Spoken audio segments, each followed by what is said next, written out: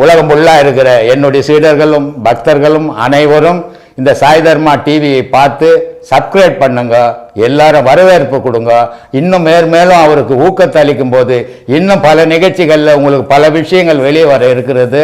அதுக்காக எல்லாரும் அதுக்கு ஆதரவு கொடுங்க. நன்றி, வணக்கம். மனுஷனுக்கு நவதுவாரங்கள் இருக்கு, சரி. வெளியில் நவகிரகங்கள் இருக்கு, சரி. இந்த துவாரங்களுக்கும் அதில் வெளியேற காற்று மற்ற விஷயங்களுக்கும் வெளியிலேருந்து வர அந்த நவகிரகங்கள் இயக்கத்தில் இருக்குது இல்லையா, இதுக்கும் மனுஷனுக்கு என்ன தொடர்பு? அதுதான் மனுஷனை இயக்குதா? உங்கள் வீட்டில் ஒரு டிவி வச்சுக்கிறீங்கள? ஆமாம் சாமி. அந்த டிவியில் ராஜ் டிவின்னு வச்சுக்கிறீங்க, சன் டிவின்னு வச்சுக்கிறீங்க, மெகா டிவின்னு வச்சுக்கிறீங்க, ஏதோ டிவிங்க வச்சுக்கிறீங்க. நீங்கள் டிவி ஆஃப் பண்ண உடனே எல்லாமே வருதா?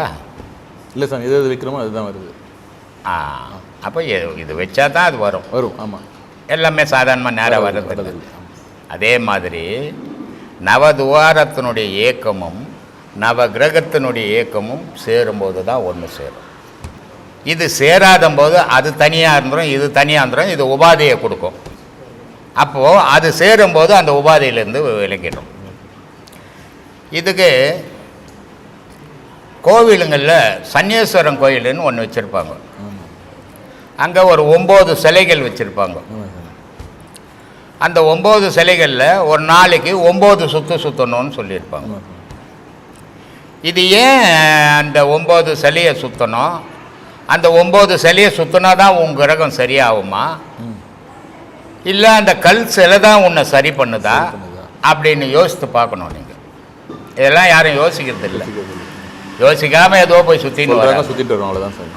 ஆனால் நான் ஏற்கனவே சொல்லிக்கிறேன், எல்லா செயலுக்கும் அடிப்படை மனம் பண்ணிட்டு. இப்போது அந்த கோவில் உள்ள சன்னீஸ்வரம் கோயிலில் இருக்கிறது வெறும் சிலை, அது ஒரு மனிதன் செய்ததான் கல். ஆமாம் சார். ஆனால் அது அங்கே கல்லுன்றதை மறந்துட்டு கடவுள்னு போயிட்டீங்க. சரி சார். இல்லையா? அந்த கடவுள்னு போய் அந்த நினைவோடு சுற்றும் போது மனமாகப்பட்டது அந்த 9 நவகிரகத்தையும் இயக்கத்துக்கு கொண்டாரு. சரி சரி சரி, புரியுதா? அப்போ இது எதுக்காக வச்சிருக்குதுன்னா உன் மனம் ஒரு நிலைப்படணும். ஒரு நிலைப்படும் போது ஒரு 9 சுட்டு 27 நாள் அது மாதிரி சுற்றும் போது 1 லட்சம் வந்துடும். அப்படி வரும்போது உன்னுடைய அங்கங்களில் இருக்கிற அந்த 9 நவதுவாரமும் சீராக இயங்க ஆரம்பிச்சிடும். இதுக்கு அடிப்படை எதுன்னா மனம். மனத்தினுடைய நிலை என்னன்னா நினைவு, நினைவுனுடைய நிலை என்னன்னா செயல். இதான் சார். அப்போ நம்ம நினைச்சாதான் அது நடக்கும். அது நீ நினைக்காத எதுவுமே நடக்காது. எல்லாமே நீ நினைச்சால்தான் நடக்கும். நீ நினைக்காம இப்போ அங்கேருந்து அம்பத்தூர்லேருந்து இங்கே வரணுன்னா நீ நினைச்சதால் தான் வந்த. நீ நினைக்கலன்னா வர முடியாது. அப்போது எல்லா செயலுக்கும் காரணம் மனம் வேணும். மனம் இருந்தால் போதுமானா போதாது, மனத்தில் நினைவு வேணும். நினைவு இருந்தால் போதுமானா போதாது, செயல் வேணும். அப்போது மனம், நினைப்பு, செயல், இது 3 சேர்ந்து தான் இயக்கம். இந்த இயக்கத்தால் தான் அந்த நவகிரகமும் நவதுவாரமும் ஒன்று சேரும்போது துன்பம் இல்லாமல் வாழறீங்க. தாய் தந்தையர் இருக்காங்க சாமி, சரி, அவங்களுக்குன்னு ஒரு அறிவு, ஒரு ஆற்றல் இருக்குது, சரி. ஆனால் அது பிள்ளைங்களுக்கு வர்றதே கிடையாது, சரி. ஆனால் மற்ற ஜீவராசிகள் உலகத்தில் எத்தனையோ ஜீவராசிகள் இருக்குது, சரி. ஆனால் அதனோட அறிவும் ஆற்றலும் அந்த ஜீவராசிகள் அதோட சந்ததிக்கு வருது, சரி. மனுஷனுக்கு மட்டும் வர மாட்டேங்குது.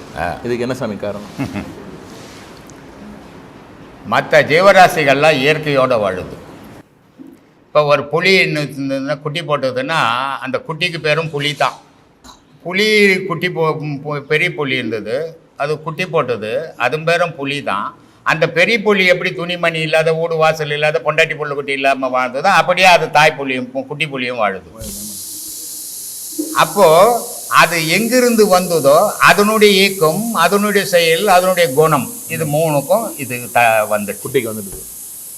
ஆனால் இந்த மனிதன் என்ன பண்ணுறான், குழந்தை பிறந்த உடனே ஆயா கிட்ட கொடுக்குறான், இனிமேல் நீ வளங்க, நான் வேலைக்கு போகணும் அப்படின்னு. அப்போவே அந்த குழந்தையினோட குணம் கெட்டு போச்சு.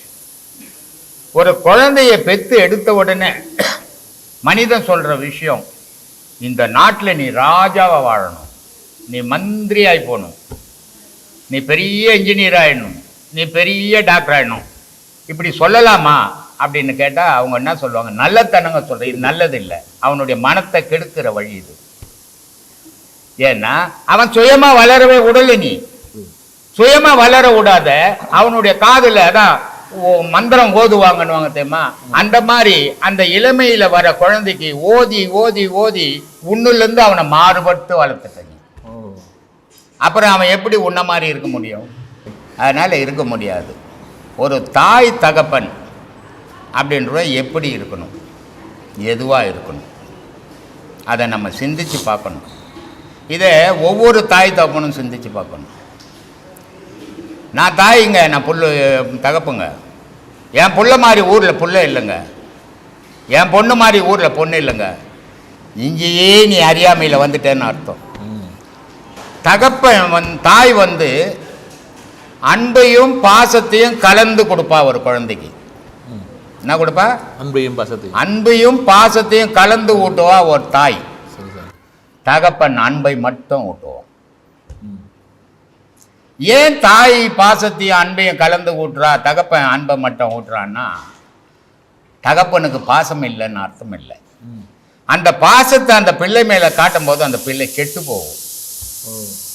ஆனா தாய் அன்பையும் பாசத்தையும் கலந்து கொடுக்கும் போது அந்த பிள்ளை கெட்டாலும் தகப்பனுடைய கண்ட்ரோல் அது நின்றுடும். ஆனா தாய் பாசத்தையும் அன்பையும் கலந்து கொடுக்கணும், தகப்பன் அன்பை கொடுக்கணும். ஆனா தகப்பன் ஏதுவோ நம்ம பெரிய அறிவாளி மாதிரி பிள்ளைய எந்த நேரமும் சிடுன்னு காட்டுறது, எந்த நேரமும் திட்டுறது, எந்த நேரமும் கடிஞ்சிக்கிறது இருந்ததுன்னா அந்த புள்ள கெட்டு போகிறதுக்கு அந்த தகப்பனே வழிவகுத்துன்னுக்கிறான் அர்த்தம். ஆனால் ஒத்துக்க மாட்டான். இது இருக்கக்கூடாது. அந்த பிள்ளைகிட்ட அந்த அன்பு மட்டும்தான் இருக்கணும், கடிஞ்சல் இருக்கக்கூடாது. எல்லா நேரமும் கடிஞ்சைன்னா ஒரு குழந்தைய அடிக்காத வரைக்கும் அது உன் மேலே அன்பு செலுத்தும். அதை அடிக்க ஆரம்பிச்சுன்னா உன்னை வெறுக்க ஆரம்பிச்சிடும். அப்போ வாய் பேச்சு அடிக்கிறத விட கொடூரமாக இருக்கும். அப்போ அந்த குழந்தைகிட்ட எப்பெல்லாம் அன்பை காட்டணுமா அப்படி அன்பை காட்டணும், எப்பெல்லாம் கண்டிக்கணுமோ அப்படி கண்டிக்கணும். ஆனால் வெறுப்பை காட்டிடக்கூடாது. வெறுப்பை காட்டிட்டீங்கன்னா அது வெறுப்பில் வளர்ந்ததுன்னா அது பின்னாடி நெருப்பு மாதிரி ஆகிடும் அது கட்சியில். அதனால் வளர்ப்பை முதல்ல தாய் தகப்பன் சீராக வளர்க்க கற்றுக்கணும். நான் ரொம்ப அன்புங்க, என் குழந்தை மாதிரி யாரும் இல்லைன்னா கெட்டு போகும்போது நீ தான் துன்பப்பட போகிற, உன் புள்ள தான் கெட்டு போகிறான். அதனால் அளவு மீறி இன்பத்தை கொடுக்கக்கூடாது, ஆசையை அளவு மீறி வைக்கக்கூடாது இல்லையா? அதுக்கு தான் ரொம்ப அழகாக சொன்னான், பெண்டாட்டி பெருமிலங்கு பிள்ளை ஒரு சுல்லானி இவையெல்லாம் நீக்கி நான் எக்காலம் சுகம் பெறுவேன்னா. ஏன்னா சுதந்திரமான மனுஷனி. உன் கூட ஒரு துணையை சேர்த்த உடனே உன் சுதந்திரம் அன்றைக்கே போச்சு.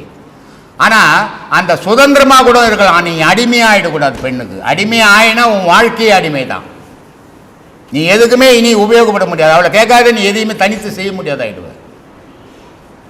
ஆனால் இது உங்கள் 2 பேரோட கூட பரவாயில்ல. உனக்கு ஒரு புள்ள பிறந்து போச்சுன்னு வச்சுக்கோ, நீ வாழவே நிம்மதி எழுந்துருவேன். ஏன்னா அந்த ஏர் ஓட்டுவாங்க, ஒரு தடி கொம்பு வச்சுருப்பாங்க. அந்த தடி கொம்பினுடைய முனையில் ஒரு ஊசி மாதிரி ஒரு முள் வச்சுருப்பாங்க. அது அந்த ஏர் ஓட்டும்போது வண்டி ஓட்டும்போது அதனோட தொடையில் அப்படி குத்துவாங்க, மாடு நெளியும். அதுக்கு பேர் சுல்லானி. பிள்ளைகள் ஒரு சுல்லானி. நீ இன்னமும் நான் பெத்த பிள்ளை ரொம்ப அன்பாக இருந்து எனக்கு எப்போ உனக்கு அன்பாக போகுது? இனி உன் வாழ்க்கையில் அன்பு ஏது? சம்பாரிச்சு அது கொடுத்துக்கினே இருந்தீங்கன்னா அன்பாக இருக்கிற மாதிரி இருக்கும். எப்போ நீ நிறுத்தியா அங்கே பகை உருவாயிடும். அதனால் எதை செய்யணுமோ அதை செய்யணும், எதுலேருந்து விலகணுமோ அதை விலகணும். எல்லாத்தையும் செய்கிறதும் எல்லாத்துலேயும் விலகிறதும் இருக்கிறவன் வாழ்க்கை நிம்மதியாக இருக்காது, நல்லா இருக்காது. இது வாழ்க்கையினுடைய அடிப்படை.